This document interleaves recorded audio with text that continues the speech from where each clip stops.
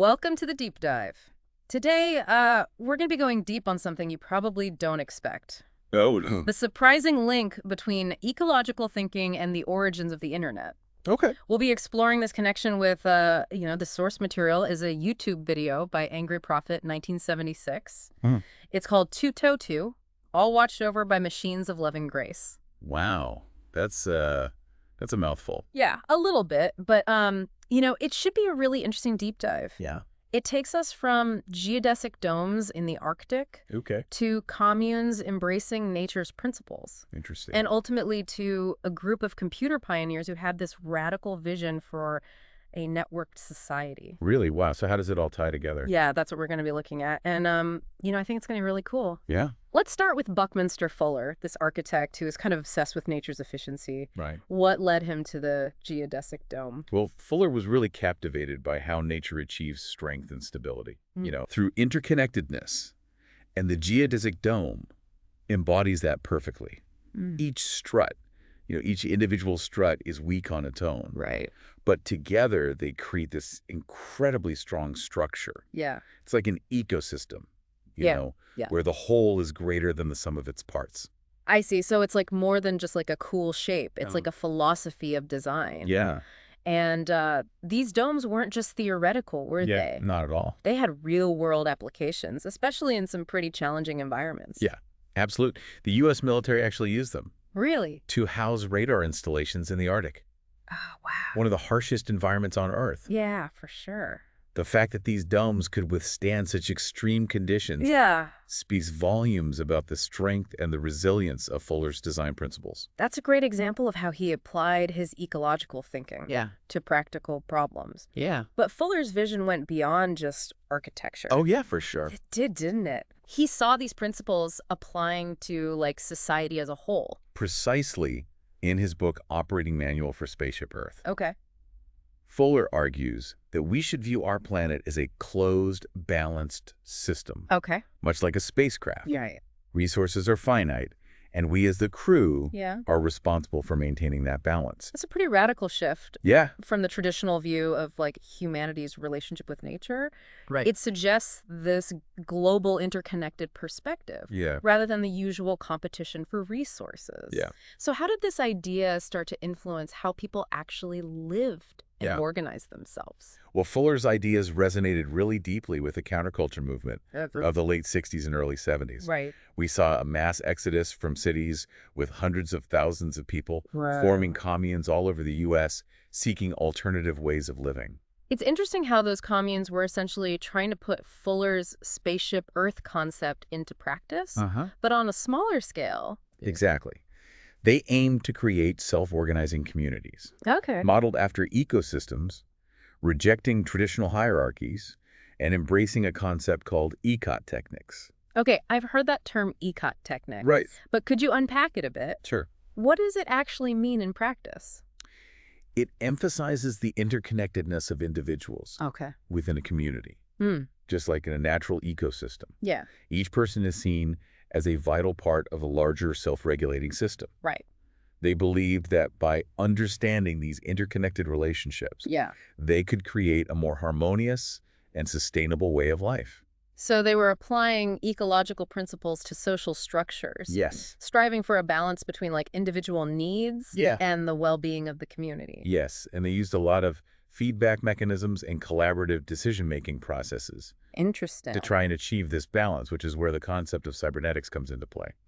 Okay, now there's a term we need to define. We've got geodesic domes, spaceship Earth communes, ecotechnics, Right. and now cybernetics. Yeah. How does this fit into the picture? And how do we get from living in a dome to the world of computers and the internet? Cybernetics is essentially the study of systems and how they regulate themselves, through these feedback loops. Right. Like, think of a thermostat. Okay. It takes in information about the room temperature Yeah. and adjusts the heating or cooling to maintain like a desired temperature. So it's about creating systems that can adapt and respond to changing conditions. Exactly. Okay, I can see how that would be relevant to, like, ecosystems and social structures. Right. But how does it connect to computers and the internet? Well, in the early days of computing, Yeah. the dominant model was the mainframe. Okay. a large centralized computer that served multiple users, Right. but a group of computer engineers in California, Hmm. inspired by cybernetics and the ideas brewing in the counterculture, Oh. began to imagine a different model, Oh, really? a network of interconnected personal computers.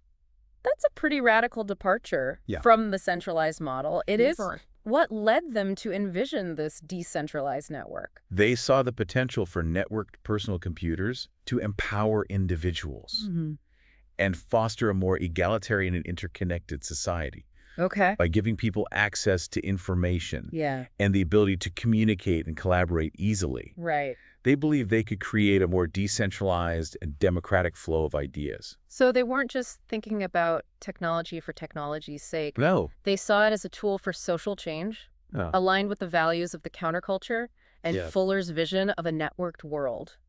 Exactly. That's really interesting. And what's fascinating is that these computer pioneers Yeah. were actively involved with the commune movement.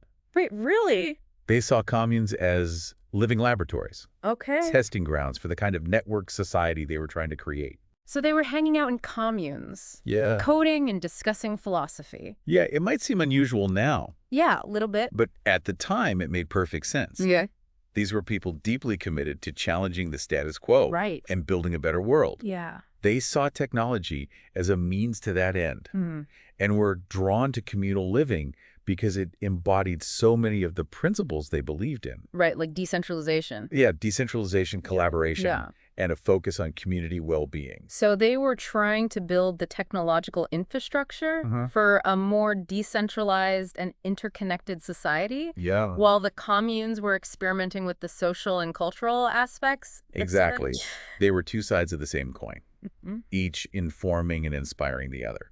Okay, so we have this incredible convergence of ideas and movements happening. Yeah. But how did it actually translate into the internet as we know it? I mean, it's not like someone just flipped a switch. Yeah. And suddenly we had the World Wide Web. You're absolutely right. Yeah. The internet wasn't created overnight. Right. It was a gradual evolution Okay. with contributions from many different people Yeah. and institutions over several decades. So it was more like a slow, steady buildup Yeah. of ideas and technologies all converging to form what we know as the internet today. Exactly. But what's crucial to remember is that those early visions Right. of a decentralized networked society Yeah. played a vital role in shaping the internet's development. Okay. They provided the philosophical foundation, the guiding principles Yeah. that informed the technical choices made along the way. So even though the internet evolved over time, Uh-huh. those early ideals were baked into its DNA, Yes. influencing its structure and functionality. Absolutely. And we can see the legacy of those ideas Okay. in many aspects of the internet today. Like what? For example, the internet is inherently decentralized. Okay. There's no single point of control. Right. It's a network of networks all Yeah. interconnected and communicating with each other. That's a key difference from that centralized mainframe model. Right. How does that benefit the internet? This decentralization makes the internet incredibly resilient. Okay. It's very difficult to shut down Right. or censor because there's no single point of failure. It's like that geodesic dome we talked about earlier. Exactly. Its strength comes from the interconnectedness of its parts, Yes. rather than any one central point. Another legacy of those early visions is the emphasis on open standards and protocols. Okay. The internet was designed to be an open platform, Right. accessible to anyone, anywhere in the world. And that's a big part of what makes it so powerful, right? Yes. Anyone can create content, build applications, and connect with others, regardless of their background or location. Precisely. And that openness has fostered an incredible amount of innovation Right. and creativity. Yeah. But it's also important to acknowledge that the internet is not a utopia. It's a reflection of human society Yeah. with all its complexities and contradictions. Yeah, we've seen how it can be used for good and bad. Right. It can connect people and spread information, Mm-hmm. but it can also be used to spread misinformation, Mm-hmm. hate speech, and propaganda. Yeah, It's a powerful tool it is. with the potential for both positive and negative impacts. And that raises an important question. What's that? How do we navigate the complexities of this technology Yeah. while preserving the positive aspects of its original vision? Right. It's not about throwing the baby out with the bathwater. Yeah. The internet has the potential to be an incredible force for good, Uh-huh. But we need to be mindful of its downsides Yeah. and work to mitigate them. Absolutely. This is an ongoing conversation. Yeah. Happening globally. Right. Governments, tech companies, activists, and everyday users are all grappling with these questions, trying to find ways to harness the power of the internet Right. while addressing its challenges. So this isn't just a historical deep dive. These are issues we're still grappling with today. Exactly. Understanding the internet's origins, its roots in these radical ideas about interconnectedness and decentralization can help us make more informed choices about how we shape its future. Exactly. It's not just about looking back. Right. It's about understanding how the past informs the present Yeah. and shapes the future. So we've journeyed from geodesic domes to communes to computer pioneers I have. and explored how their seemingly disparate ideas converge to shape the early development of the internet. It's pretty amazing. We've seen how those early visions continue to influence the internet today, both in its structure and in the ongoing debates about its role in society. Sure. It's been quite a deep dive. It has. And I think it highlights how seemingly unconnected ideas can come together to create something truly transformative. Before we wrap up, I want to leave our listeners with a final thought-provoking question to ponder. Okay. We've talked about the internet as a tool for decentralization and empowering individuals, but what are the potential downsides of a fully networked society? Yeah, that is a crucial question. Could there be a point where constant connectivity Right. and the erosion of traditional boundaries actually lead to new forms of control and manipulation? Absolutely. Instead of Big Brother, we might face this more subtle, pervasive influence shaped by algorithms and data collection. That's a valid concern. Think about filter bubbles and echo chambers online. Right. They can reinforce existing biases, and it makes it hard to engage with diverse perspectives. Right. And we also have to think about Right. the potential for surveillance and data misuse in this hyper-connected world. Absolutely. It seems like we're walking this tightrope, It does. trying to harness the power of the internet for good while protecting individual autonomy and privacy. And it's the very things that make the internet so revolutionary. Right. Open access, decentralized networks. The free flow of information can also be exploited. Absolutely. And that's where thoughtful design and ethical considerations become really important. So it's not just about the technology itself. No. We need to be thinking about the social, ethical, and political dimensions of this technology. Precisely. It's about fostering a culture of responsible innovation. Yeah.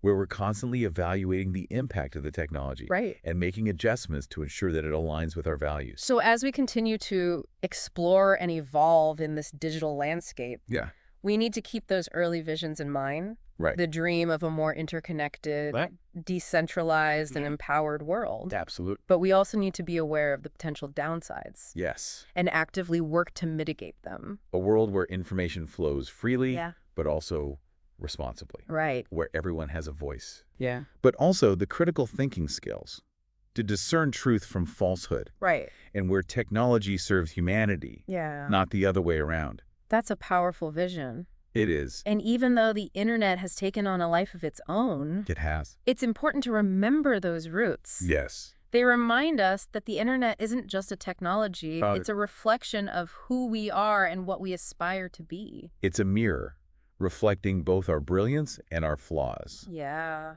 And ultimately, it's up to us to decide what kind of reflection we want to see. Well, thank you for joining us on this deep dive into the surprising origins of the internet. Yeah, it's been fun. It has been a fascinating journey exploring how ecological thinking and the counterculture movement helped shape this technology that has so profoundly impacted our lives. It really has. We hope this deep dive has given you a new perspective on the internet's past and a deeper understanding of the challenges and opportunities we face as we navigate its future. Yeah. Until next time, keep questioning, keep exploring, and keep diving deep.